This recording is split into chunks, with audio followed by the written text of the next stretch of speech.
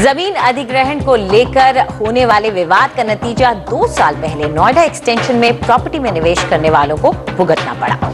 लड़ाई सरकार, किसानों और बिल्डरों की थी, लेकिन उसमें मकान और फ्लैट खरीदने वाले भी पिस गए। ऐसे में जमीन अधिग्रहण बिल संसद में पेश हुआ है और सबकी इस पर निगाह है, लेकिन इस बिल के मसौदे पर हर पार्टी को एतराज था। आखिरकार एक बार फिर बदलावों के साथ नया बिल संसद में है, लेकिन क्या नेता और रियल्टर्स इससे खुश है? ओयनतम ओझा सिन्हा की एक रिपोर्ट। देश में जमीन अधिग्रहण करने का तरीका बदलने के लिए लाया जा रहा जमीन अधिग्रहण बिल खुद बदलावों की झड़ी से नहीं बच पाया है। जब से इस बिल का स्वरूप बनकर तैयार हुआ, तब से लेकर आज तक इसमें 157 बदलाव किए गए, जिनमें से 26 बेहद अहम संशोधन शामिल हैं। और अब एक बार फिर 2 और बदलावों के साथ ये बिल संसद में पेश होने के लिए तैयार है। इस बिल का यहाँ तक का सफर आसान नहीं रहा है।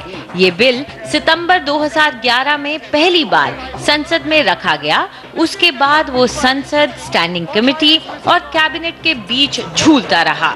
आखिरकार ये बिल संसद में फिर पहुंचा है, लेकिन क्या ये बिल अपने मकसद में कामयाब हो पाएगा?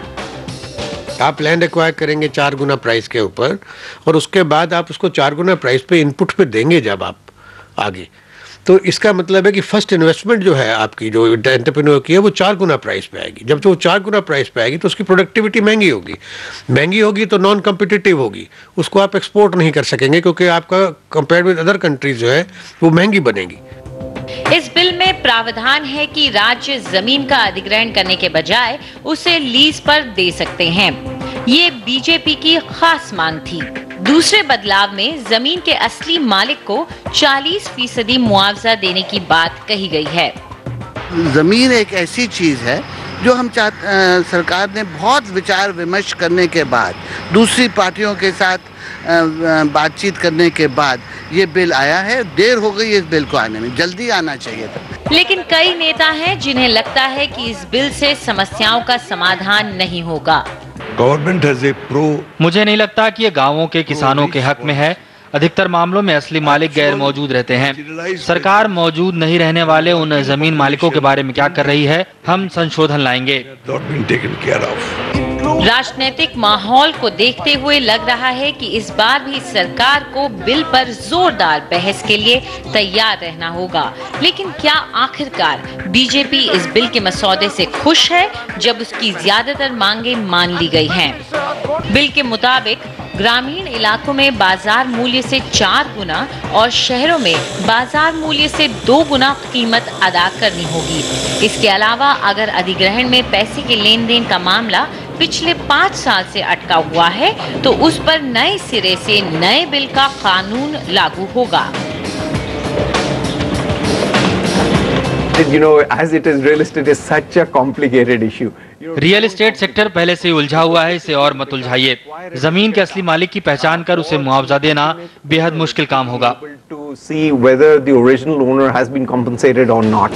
जहां एक और राजनीति और इंडस्ट्री से जुड़े लोग लैंड बिल के प्रावधानों को लेकर खींचतान कर रहे हैं, वहीं किसान बिरादरी बिल जल्द से जल्द पास होने की उम्मीद कर रही है।